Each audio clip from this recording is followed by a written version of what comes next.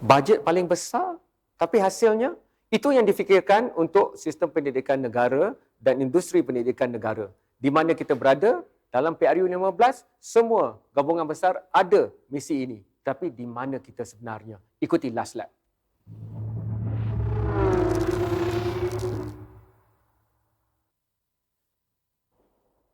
Hai, Assalamualaikum. Selamat datang. Anda sedang menonton Last Lap hanya di Sinar Harian dan Sinar Daily. Saya amat gembira kerana saya anak kepada dua guru yang dah pension memang, tetapi mereka akan terus menjadi guru sampai bila-bila. Kerana sampai sekarang pun ada anak murid lama datang ke rumah untuk mencari itu besarnya jasa guru. Tetapi di mana peranan guru, peranan sistem pendidikan dalam membina negara bangsa kita kerana banyak cabaran. Tapi di mana kita berada, itu saya nak mula dulu. Tapi sebelum itu, kita juga kali ini akan bermula awal dengan Sarawak, bukan di hujung rancangan. Tapi eloklah saya kenalkan tamu saya pada hari ini. The one that is closest to me is somebody who I respect so much. I've never had the opportunity to interview Professor Emeritus Dato' Sinar Haron. Thank you so much for making time. You know, you have contributed a lot. You are very synonym with the Universiti Malaya, Faculty of Education. And of course, the big brand, Teach for Malaysia. The Chief Executive Officer, Chan Soon Seng, is here with us. So I'm going to go straight to the point. In all the manifesto of the big coalition, there is specific areas of education being looked at. And we all know, any government of Malaysia, the biggest budget will be for education. But where are we? Especially if you're in Sabah and Sarawak, you even ask this question even more. So because of that, I want to bring in Mona, our Borneo correspondent, soon. But before that, just the first easy question.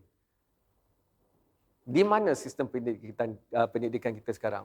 Where is our education system right now in terms of quality? Prof. Itu soalan yang sukar sebenarnya. Soalan yang luas. Okay. Di mana kita berada. Senang tanya, susah nak jawab. Ya, okay. Luas sangat. Teruskan, jadi saya Prof. rasa itu keadaan sekarang lebih sukar daripada keadaan dulu. Okay. Kerana selepas COVID dan kita nak adjust ataupun nak sesuaikan dengan keadaan selepas COVID.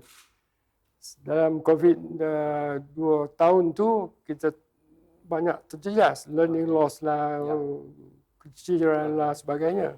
Sekarang kementerian dan semua orang sedang susun semula barangkali cuba mencari jalan yang terbaik untuk memberi pendidikan kepada anak-anak kita. Itu cabaran yang pertama lah. Jadi dengan itu ada kemerosotan sikit dalam kualiti. Bukan kualiti kerana apa? Kerana environment dekat luar. Kalau kita tak dapat menyusunkan semula supaya kita menghadapi keadaan yang lebih baru ni, challenges ni, jadi kita akan berada dalam tahap yang bermasalah. Nanti kita akan pergi lebih perinci. Teach for Malaysia melihatnya bagaimana? Yeah, I mean, I think that when we think about quality of education in Malaysia, if we look at it from an international perspective, actually, we've made progress, definitely. And so if you look at the PISA rankings, from 2009 to the 2018 rankings, Malaysia has gone up. And in the Malaysian Education Blueprint, we set an aspiration to make it from the bottom third of countries in the PISA rankings to the top third of countries.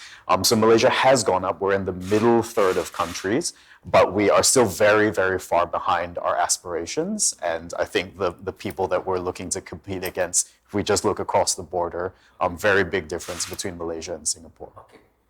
Whatever we say here in Klang Valley, other places in Malaysia will complain more. Because the further you get away from the Klang Valley, the worse it is. And I've been brought up by 2 teachers, and I've spent 20 years of my life growing up staying in teachers' quarters. And my parents only want to go to not the best of school, but maybe the worst of schools. They go to Kuala Pilah, they went to Tanjung Karang, and I cannot imagine in Tanjung Karang when I was there, there's this student who obtained 8 A's for SPM and 1 F9. And that F9 was English. So it's not because he's not clever, but because of the worldview of what English is. So I want to go there because election is a perception game. And now education is right in the middle of this perception game. Because all coalitions or all parties and all candidates want to say that they champion education. But here are the real experts. I want to get that in. Tapi boleh tak kita pergi bersama dengan Mona di Borneo untuk kita tahu juga suara dan rintihan dan aspirasi pendidikan di Borneo. Mona, are you online? Yes, I am. Hi, Kamarul. Okay. Hai Mona, terus saja. Kalau di Semenanjung pun, even here in Malaya, as you guys like to call it, in Peninsula Malaysia, the debate about the quality, the quantity, the system of education is very rigorous. Imagine that in Sarawak. So, saya nak biarkan Mona yang ceritakan tentang itu. Okay, I can speak on behalf of Sarawak here because I'm more familiar with that. And I think in Sarawak, we are quite, I would say, advanced and beyond our time in terms of education. So we've gone ahead with English for STEM, STEM subjects, right? And we've forged ahead because we know the importance of English in terms of communicating with the outside world, and that comes into play with our international relations as well. And in terms of building our growth or development of the economy, going to hydrogen economy and so on, so forth. And what I would like to also say here is in terms of education, I think it shouldn't be an election, part of a manifesto. It should be a mainstay, it shouldn't be played around with. Because this is something that is not just, like PH ataupun BN ataupun GPS or whoever can say that they want to do this. It should be whatever the government is in place at that time, you should be doing this. This is our right. And it's not fair that you say that, okay, if we win, we will fix the 25 dilapidated schools in rural areas. Kadang-kadang, And that's... Mona, maaf potong, tapi kadang-kadang ada perbincangan purata, tapi ada juga perbincangan khas yang di hujung. Dan kerana keadaan geografi Sarawak, perbincangan di hujung tu amat penting. Contohnya rumah-rumah panjang dan anak-anak kita yang terpaksa berjalan kaki 4-5 jam nak pergi sekolah dan sebagainya. Jadi dalam konteks itu, kerana sekarang dengan gerakan untuk menuntut lebih hak dan keadilan dari Perjanjian Malaysia 1963 itu, pendidikan antara perkara utama yang dilihat dan bantuan kerajaan persekutuan, siapa pun yang memegang Putrajaya, dilihat perlu menghabiskan masalah ni once and for all. Tak mau lagi dengar bahawa susah nak pergi sekolah dan sebagainya. Gunalah teknologi ke apa juga cara. Adakah itu yang hangat dibincangkan masih hingga untuk PRU 15 ini, Mona? Rasanya masih dibincangkan lagi, and I think the state government is taking its own initiative as well to solve this problem. Of course, we want autonomy in our education because we are the best person to solve the problems that we have. We understand our geography, we understand our logistics problems, we understand our people and what it takes to actually place people in the rural areas to actually teach our students. Infrastructure or roads, accessibility is still a big problem because, well, we are a huge state here and we've got mountains and rivers to cross and crocodiles to face at that. But we also know what it takes to actually overcome these problems, and one of the solutions is the MySRBN. And I think that's something that increases the connectivity a lot of the areas. So in Barrio, even you could have a Zoom call even now. Last time, phone SMS pun tak dapat juga. So I think these are the things that they're taking. But in terms of the election, I think it's not so actively discussed because I feel like I think they are actually moving towards a solution together to solve this problem. It's not just election talk. Mona, not for GE15, but during the state election, there were talks about how they want 100% teachers in Sarawak to be from Sarawak. You went to school in Sarawak. I know you pergi university di luar, tetapi sekolah di Sarawak. How do you see that and the chatter among the people of Sarawak? I think, yes, that is the ideal, I think, to have all your teachers from here. But is that the best solution? Because sometimes you need an outside input, and we don't have all the expertise, all the people that know everything. And it's not wrong to learn from people outside of the state. We employ people from other countries, from other states, even in Malaysia, because they know better than us in terms of specific areas of what you're doing in terms of industry, and that's where the knowledge transfer will happen. Until we are ready to have 100% of our own Sarawakians to teach our students, then I think that's okay. But I don't think we should be too arrogant in saying that we can and do everything ourselves. Understood? Faham? Soalan sebelum saya tinggalkan Mona untuk bebaskan Mona pergi lagi cari maklumat-maklumat yang hebat di Sarawak ni dan buat kerja.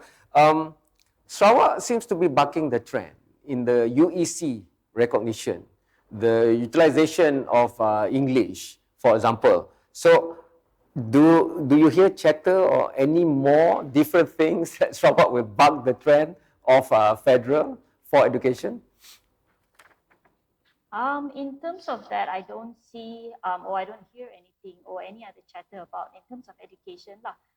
But the fact that we were going and we were bucking the trend in terms of using English and also in terms of our government communication on email apa semua, we're using English.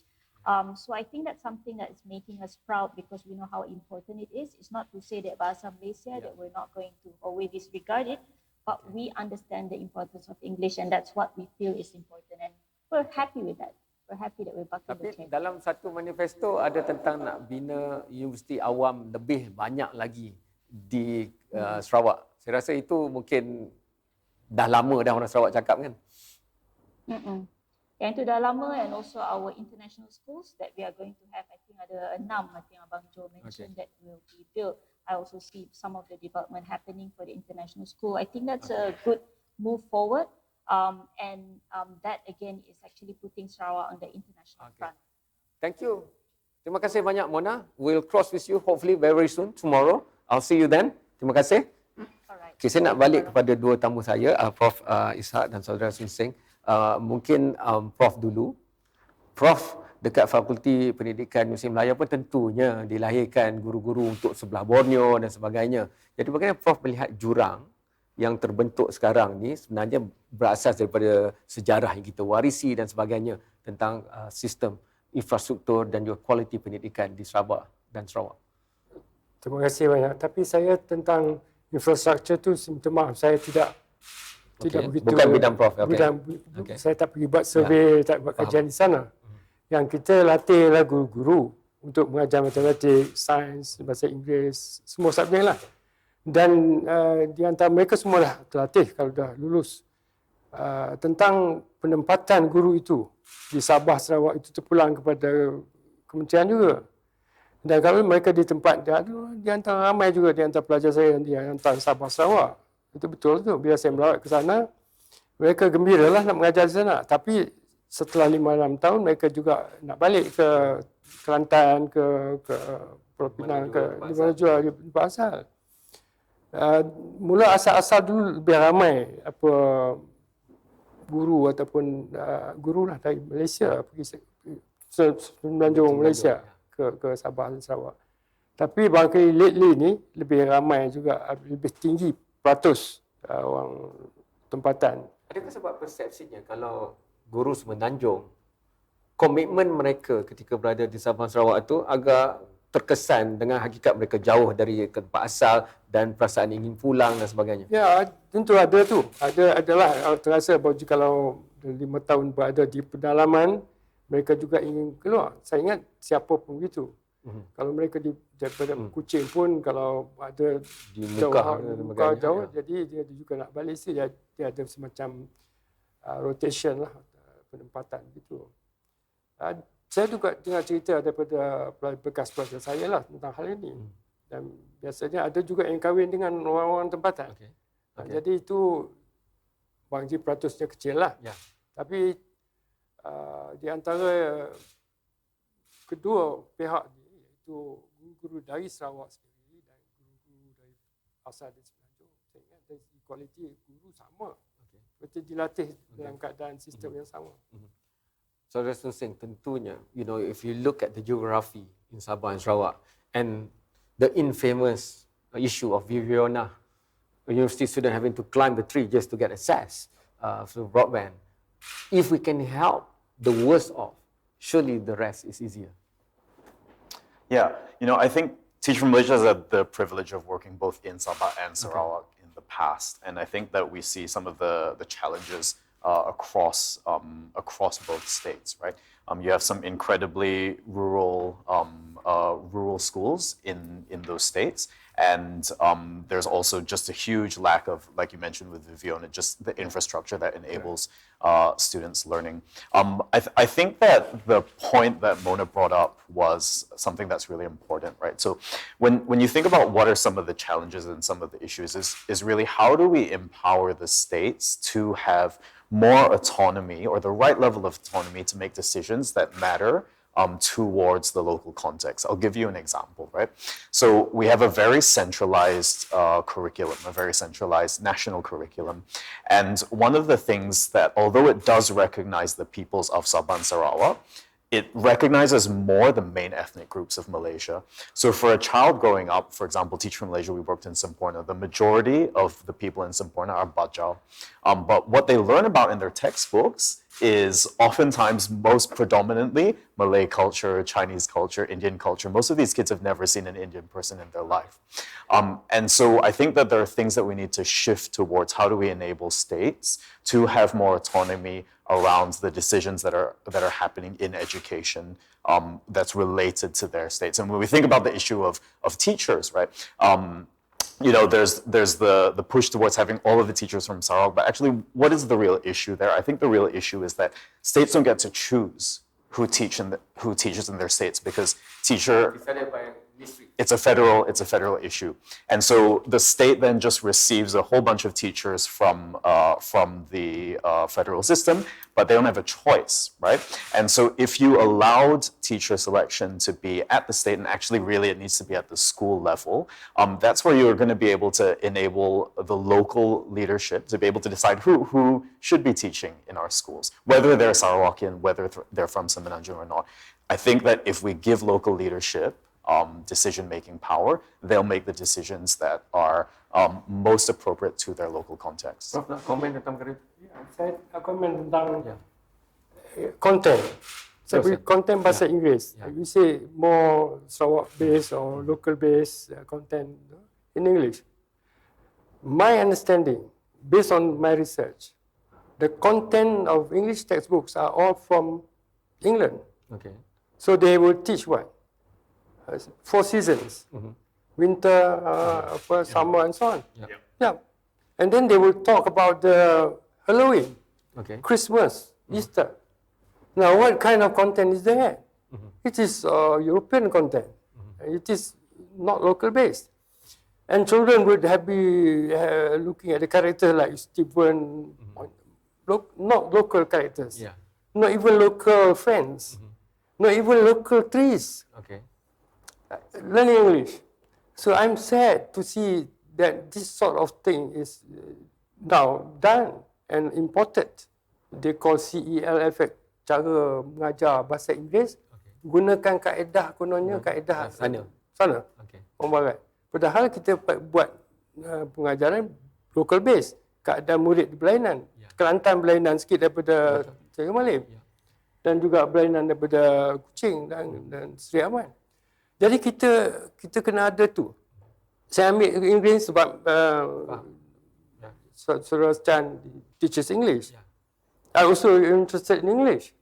Lagi satu tentang bahasa Inggeris ni. Kita bahasa Inggeris berbagai level, berbagai terima.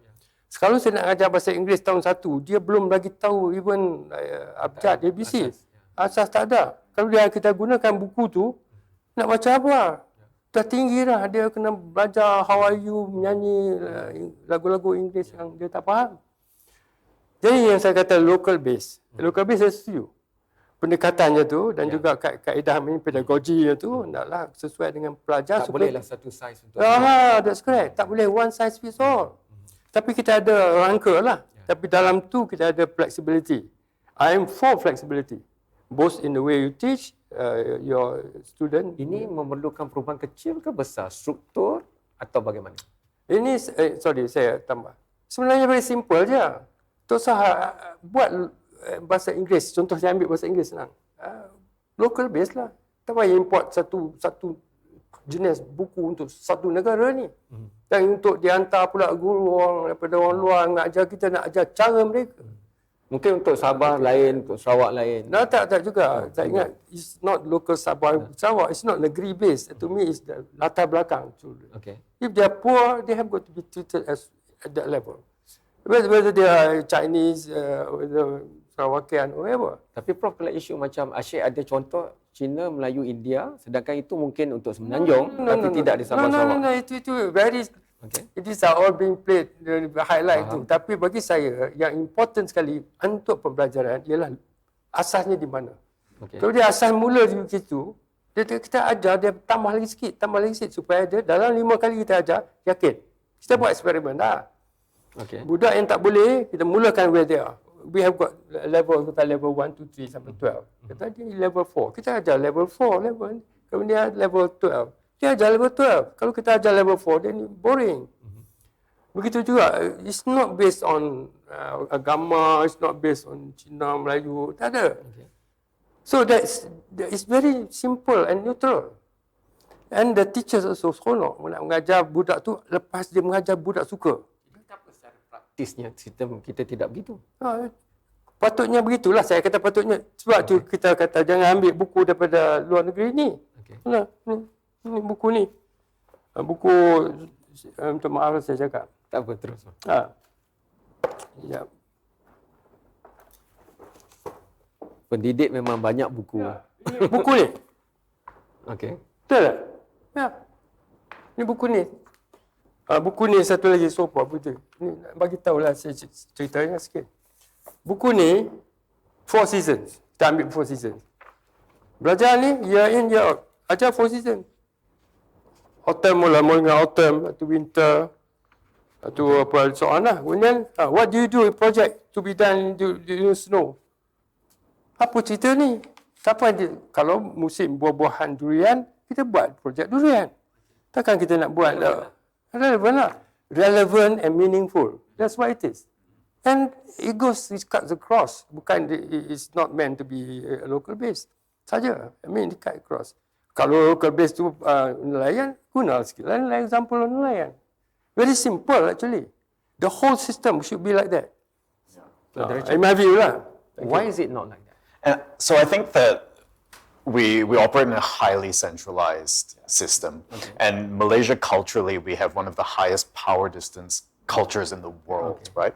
And so how the ministry operates is that it's very top down. The federal makes a choice and then everyone is just, it's command and control. You just have to operate that way. And I think that we, Teach for Malaysia, would really agree with Prof's approach in that we need to take a more equity-based approach to meeting the needs of students. But the challenge is we just apply sort of a one-size-fits-all to all kids. Is it politically more expedient to do that because there are other countries which are also top-down, right? Not only Malaysia have that centralized top-down approach, you know? So when you look at whether PISA or whatever merit of standing, when I look at Finland, which keep on appearing at the top of the ranking, which their first real assessment in terms of examination only occurs at the age of 15. That doesn't need decentralization. I think this sort of big image, perception image, how can we take the PISA or the Finland system into sekolah kebangsaan kampung? Tak boleh. It doesn't make that people will visit there and don't understand how this Finland education pedagogical system works. They're just busy there a few days. Kita ambil cerita yang tak benar. Not the substance. Not the substance. They don't understand also some of them. So where did we go wrong? Because education always get the biggest budget. No, that's not the truth. It's not true we get the biggest budget? No, we get the budget as a whole, of course, because we have to pay teachers a lot and so on. I mean, proportionately. It's not like back compared to what tourism, bigger lah. But I'm talking about we have to take in proportion to teachers. Mana dia pergi? Ya, mana pergi. Okay, tak apa bro. Kita rehat dahulu. Once we are back, so if this is the case, going by this discussion, I have another line that I wanted to go to, but you know, looking at what we have discussed, is it because the politician that runs the ministry as minister don't really look at all these things that we're talking about and that centralization kills it there? Because if Prof is in UM and he's in the Faculty of Education, surely we already have that kind of expertise and view. If Teach Malaysia is working with the ministry and giving these feedbacks all back to the center, what is the center doing? So let's talk about that after this short break.